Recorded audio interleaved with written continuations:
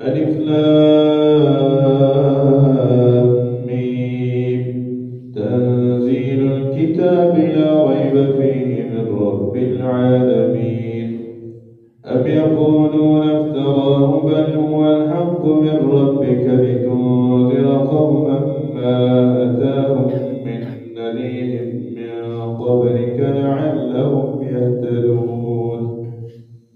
الله الذي خلق السماوات والأرض وما بينهما في 6 أيام ثم استوى على العرش ما لكم من دونه من ولي ولا شفيع أفلا تتذكرون.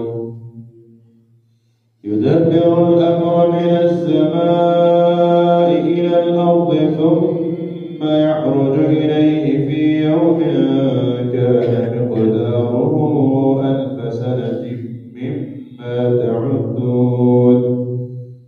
ذلك عالم الغيب والشهادة العزيز الرحيم الذي أحسن كل شيء خلقه وبدأ خلق الإنسان من طين ثم جعل نسله من سلالة من ماء مهين ثم سواه ونفخ فيه من روحه وجعل لكم السمع والأبصار والأفئدة قليلا ما تشكرون.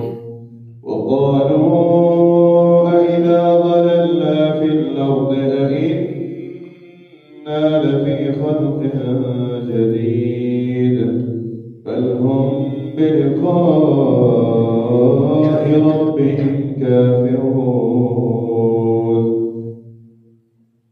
وليتوفاكم ملك الموت الذي وكل بكم ثم إلى ربكم ترجعون. ولو ترى إذ المجرمون ناكسوا رؤوسهم عند ربهم ربنا أبصرنا وسمعنا فارجعنا نعمل صالحا إنا موقنون. ولو شئنا لآتينا كل نفس هداها ولكن حق القول مني لأملأن جهنم من الجنة والناس أجمعين. فذوقوا بما نسيتم لقاء يومكم هذا إنا نسيناكم وذوقوا عذاب الخلد بما كنتم تعملون. إنما يؤمن بآياتنا الذين إذا ذكروا بها خروا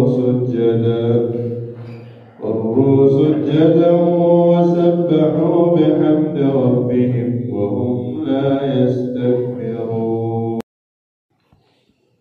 تتجافى جنوبهم عن المضاجع يدعون ربهم خوفا وطمعا ومما رزقناهم ينفقون.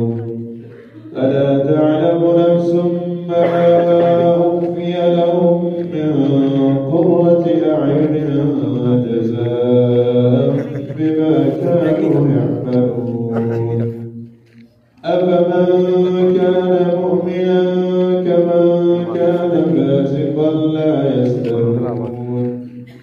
أما الذين آمنوا وعملوا الصالحات فلهم جنات المأوى نزلا بما كانوا يعملون.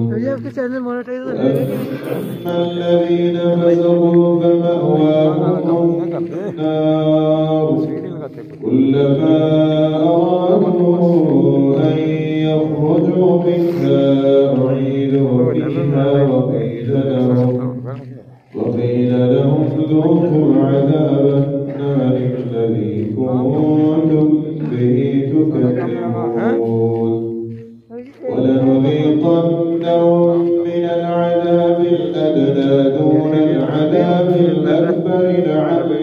يرجعون ومن أظلم ممن ذكر بآيات ربه ثم أعرض عنها